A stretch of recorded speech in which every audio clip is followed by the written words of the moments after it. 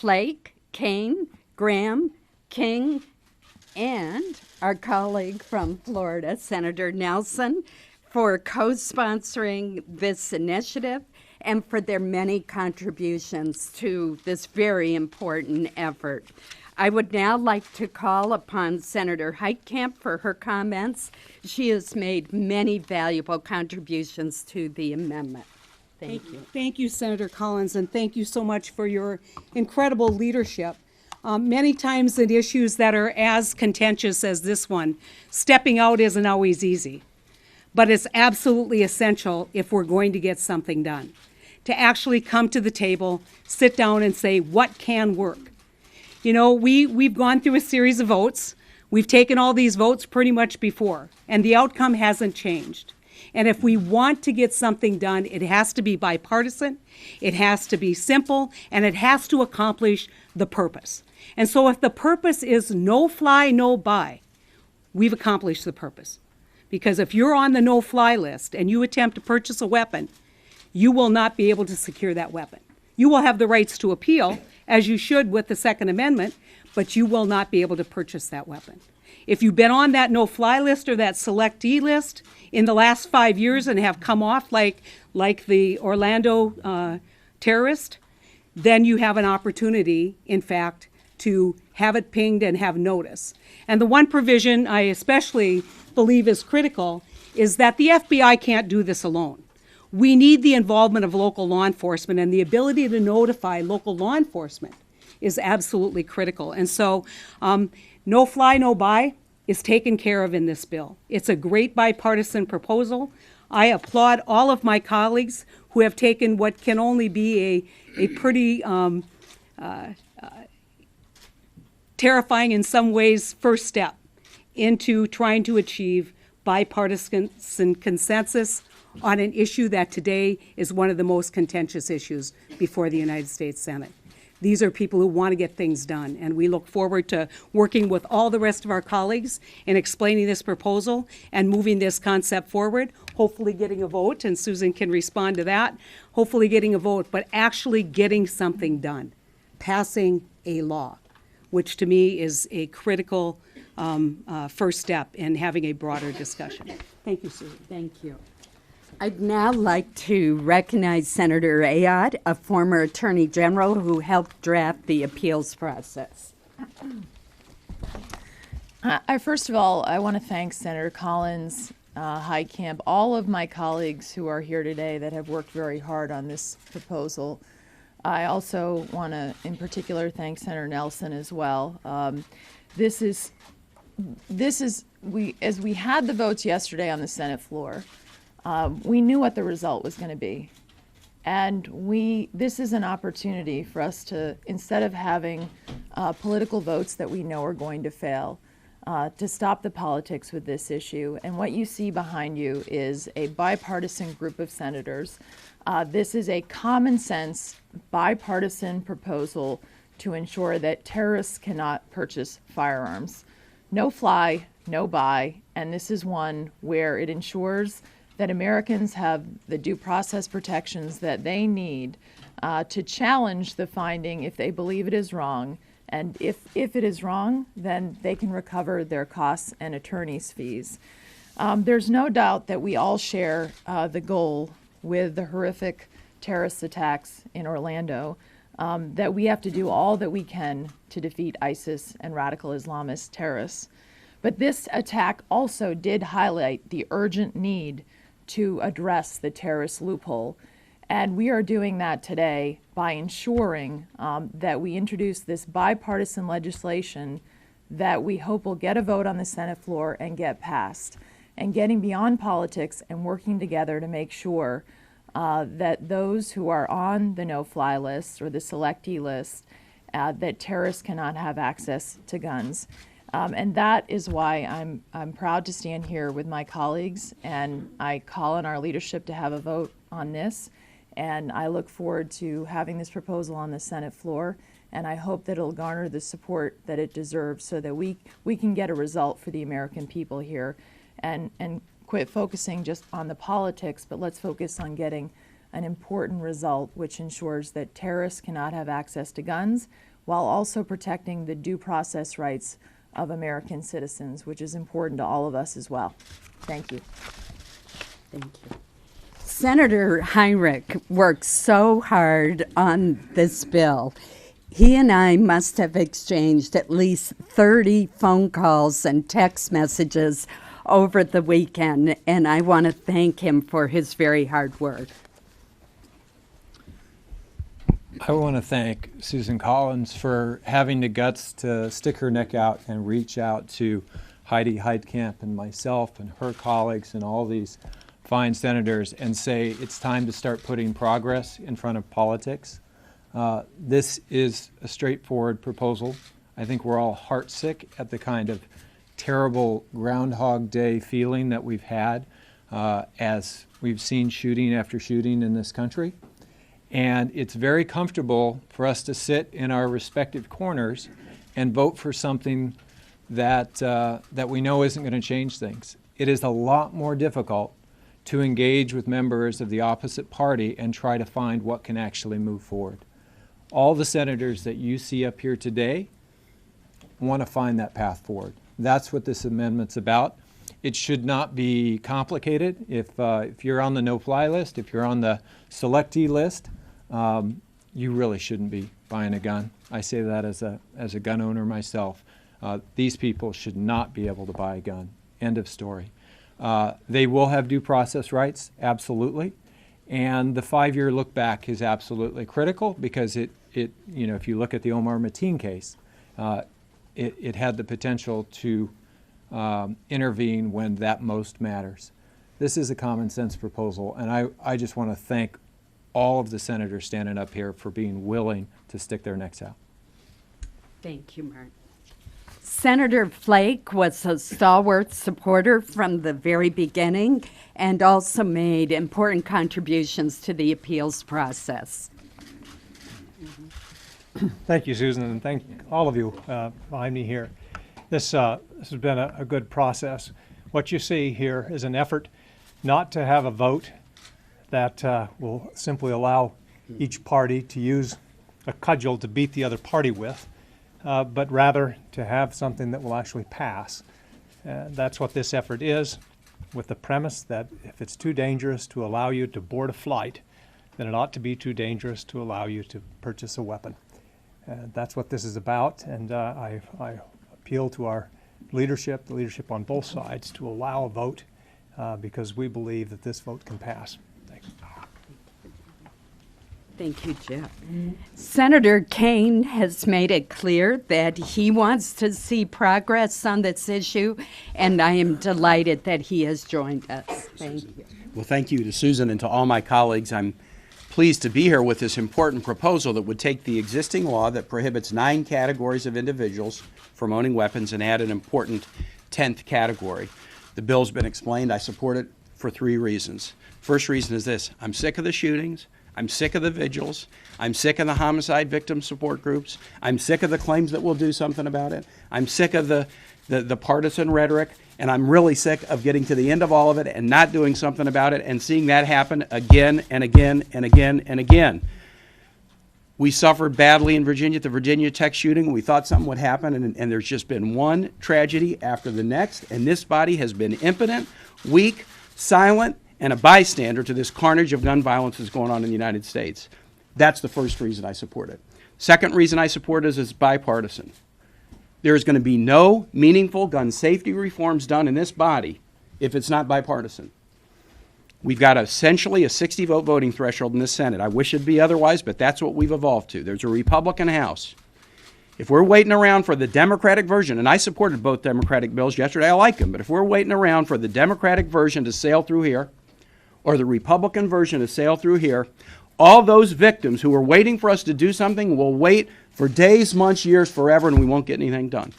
We've got to make progress, and to make progress, we've got to do it in a bipartisan fashion.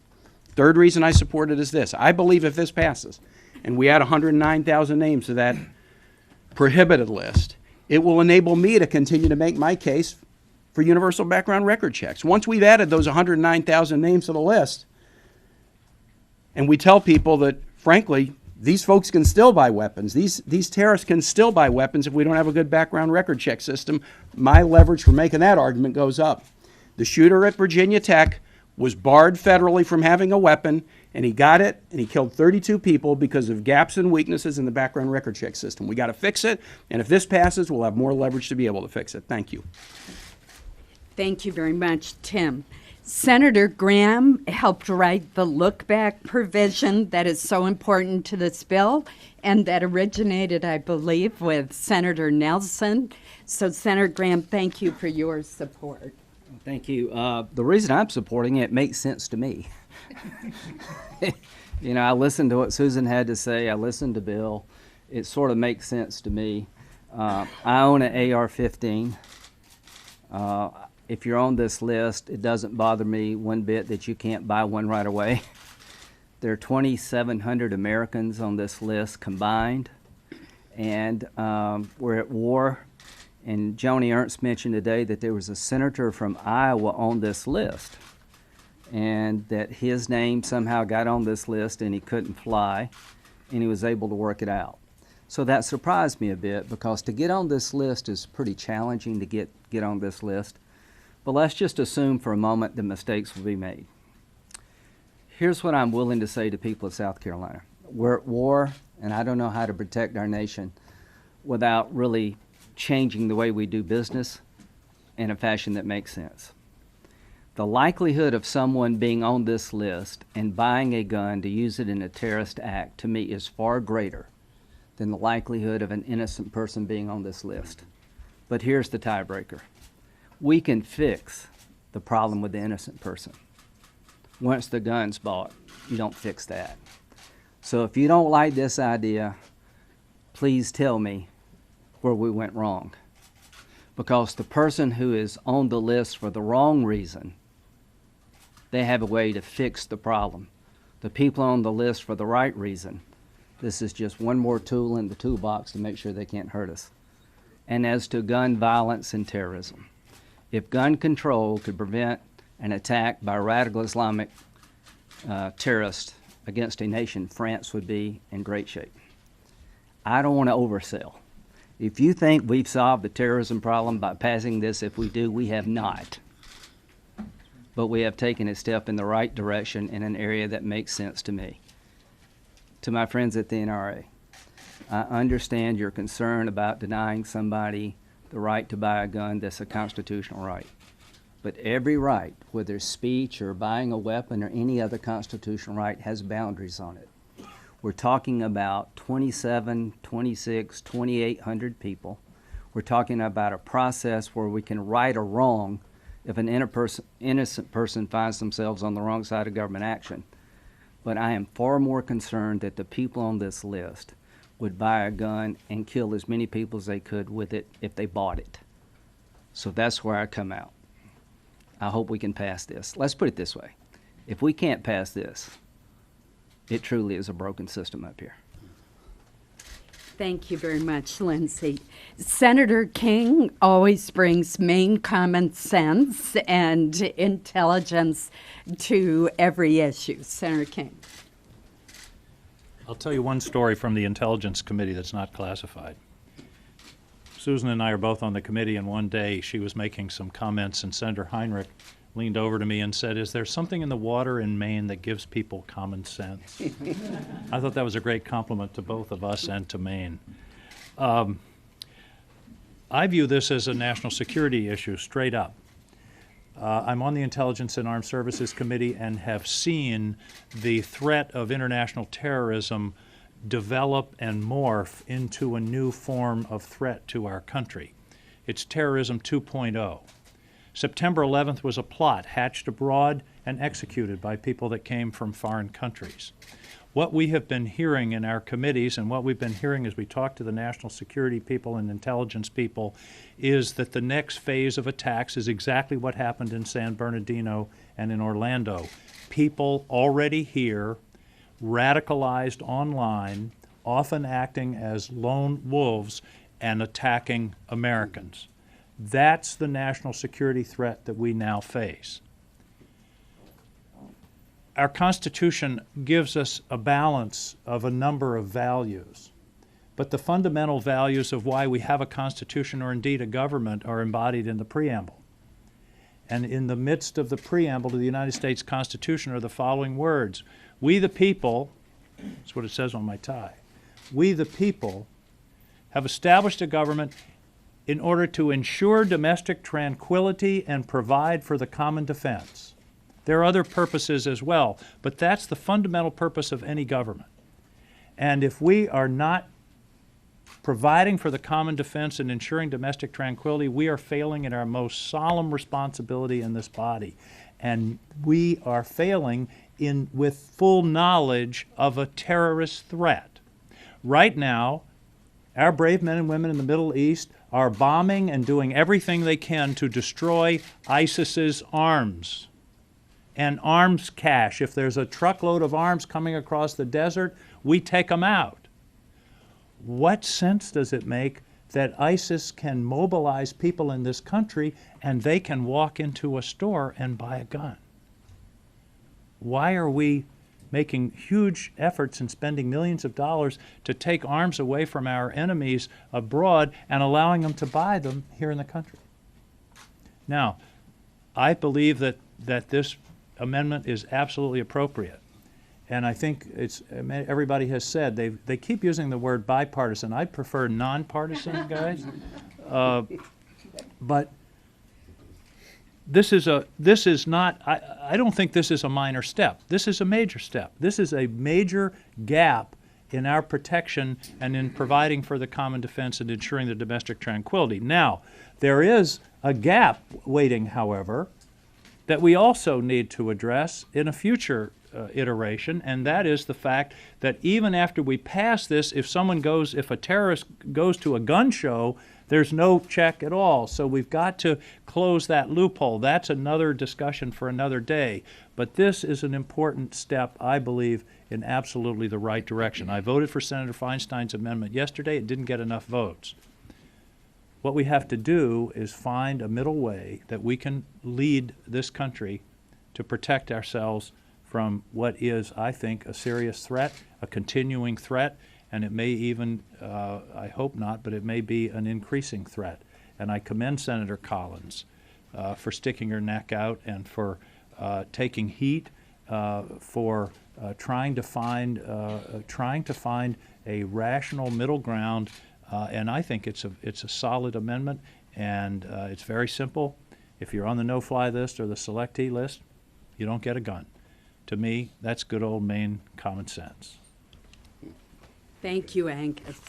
Of all of us here today, there is no one who has experienced the pain felt by the families who have lost loved ones to terrorism more than our colleague from Florida, Senator Bill Nelson. So I'm really pleased that he could be with us today. Thank you.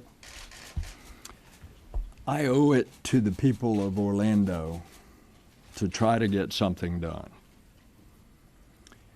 I owe it not only to those families of 49, but I owe it to those families of people still in the hospital, some of which may not make it. I owe it to those law enforcement officers that stormed that nightclub, and one of which I met has a scar 1 inch long on his forehead that his Kevlar helmet stopped that bullet. And I owe it to those surgeons in the trauma center. And of course, you've seen the bloody shoes of one of those surgeons. I owe it to people who have come up to me as I have been on South Orange Avenue in the heat of summer and have just been engulfed in tears as they hugged and said, "Please do something." Now, this is a step forward. And interestingly, those who think that there is such a big difference, if you look at the numbers on U.S. persons, which is American citizens and people that are legally in the U.S., that is the definition of a U.S. person. In the Feinstein bill, that would only include 5,000 people. In Susan's bill, it includes 2,700 people. That's the difference between 5,000 and 2,700. Basically, American persons, 1,000 on the no-fly list. That's all. And 1,700 on the selectee list. Now, if a person is 2,700 people, aside from the foreigners, 2,700 that are being watched for terrorist actions, do I want them to be able to go and get one of those killing machines? It defies common sense that you would not want to prevent that. And the final thing is that in and of itself would not have caught Mateen. And so he was on the terrorist watch list. He had been interviewed 3 times. And he was on the terrorist watch list for 10 months in 2013 and 2014. So when he goes, if this bill will pass, to purchase a weapon, it won't stop his purchase, but it will ping the FBI so that the FBI will have that information and can act on it and go question him again. That's not too much to ask for those of us all that stand up for the right to bear arms under the Second Amendment. Thank you very much for those eloquent words. I think you can see that we all feel very strongly about proceeding with this compromise. We are each committed to getting something done. We do not want to fail the American people. I'd be glad to open this up to questions for all of my colleagues. Senator Collins, very quick two-parter, very fast. Can you just explain the relationship between the selectee list and the no-fly list? Are they the same when it comes to who this applies to? And the second part of my question, I wish Senator Kaine hadn't left, but Senator Heitkamp, are you convinced that Democrats are willing to give up a potent election issue that cuts very well for Democrats for a relatively small gain here in terms of policy? So to answer the substantive question first, both the no-fly and the selectee list would be covered by our amendment. In both cases, there is credible information that the FBI has used to move people from the terrorist screening database to the no-fly and the selectee list. I would tell you this. I think my colleagues in the Democratic caucus are ready to get something done. They're ready to move the ball forward. And I think the lens at which everyone is looking at this is, does this actually accomplish the goal of no fly, no buy? We don't know yet what that count's going to be ultimately. We'll have to do the legwork that happens anytime you have something like this. But I would strongly resist a characterization of analyzing this proposal as being political.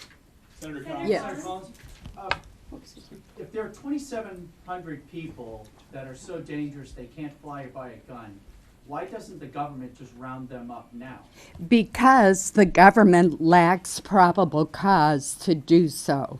Now, some of them are being monitored, but there is not a sufficient level of evidence to bring charges. That's the problem. Yes. Have you had any discussions sorry, with your did you notice? leadership about this moving forward and getting a vote and when that would occur? And we've also seen, as Senator Graham can tell you, these types of bipartisan compromises, they go to the House and they die. Is your expectation that this could move in the House?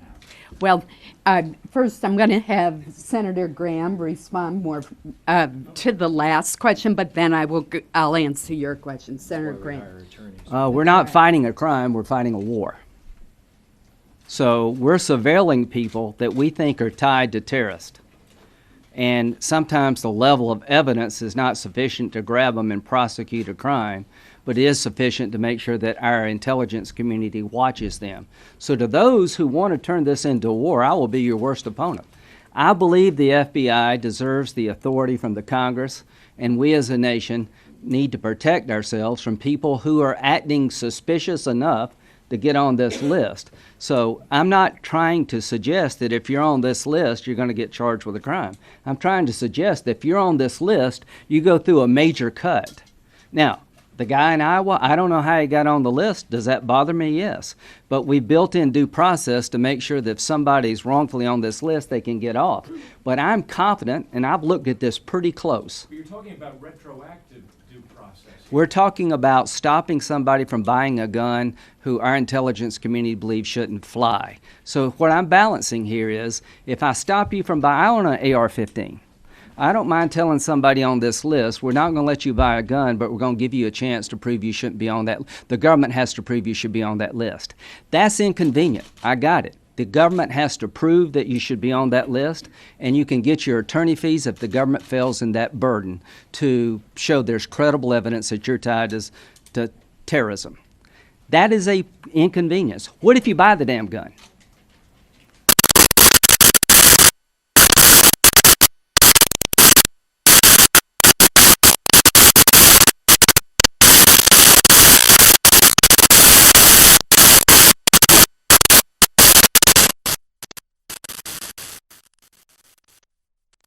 All right, guys, looks like we're having some technical difficulties with our feed. Stand by while we try to go ahead and fix this feed. Stand by, working to fix it.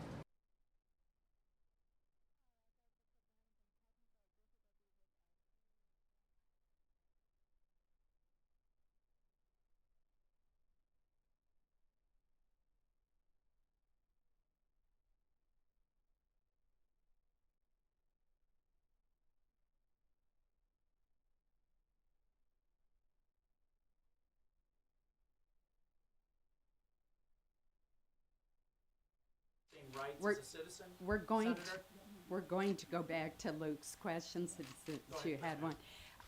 Luke. The leadership, have they said that they would allow for a vote on this? And what's your expectation it could see some life in the House? Many of us had a meeting with the Senate Majority Leader, Senator McConnell, today. He did say that he would give us a vote on this important amendment. I am very pleased to hear that, and I thank the Majority Leader for agreeing to that. Senator Collins, do you I think it'll be this week. It could go over to next week, depending on what else is stacked up, but we will get a vote. In the House, I'm you think you have a confident. chance? I would hope so. You know, the American people overwhelmingly support this kind of proposal. So my hope is that our House colleagues will also want to get something done, particularly since this is a more targeted approach than others that have been advanced. Senator Collins, have you heard from the National Rifle Association? Have you heard from the National Rifle Association? How worried are you that they would be able to kill this bill if they came out very strongly against it? I have not had discussions with the National Rifle Association. It's possible others have. I have not. But what I would say again is that if you ask the average American what they think about this, they are going to say that a person who is too dangerous to board an airplane is too dangerous to buy a gun. And I think there is overwhelming support for this approach, especially since we built in robust due process provisions. Senator Collins, so Democrats are saying that Republicans need to bring at least 20 people to support you. I'm wondering if you think you have 20 Republicans to support this proposal. And just a clarification question on the policy. Dianne Feinstein's proposal didn't stick to the letter of the list. There was a broader authority for the Attorney General. Does your proposal also have that broader authority for people to pick a definition? It does not have broader authority. The one thing you need to know about the terrorist screening database is the one reason it's so large is it has derogatory information about more than 1 million people, but it is information that is not necessarily vetted, corroborated, or investigated. And that's why there's such a difference in the size of the terrorist screening database and the no-fly and selectee list. And on the 20 Republicans, do you think you have that many? I did. Sponsors in Lindsey Graham, Jeff Flake, and Kelly Ayotte, who are working very hard, and I'm going to continue making the case, but you know, you never know until you have the vote. Thank you. Well done.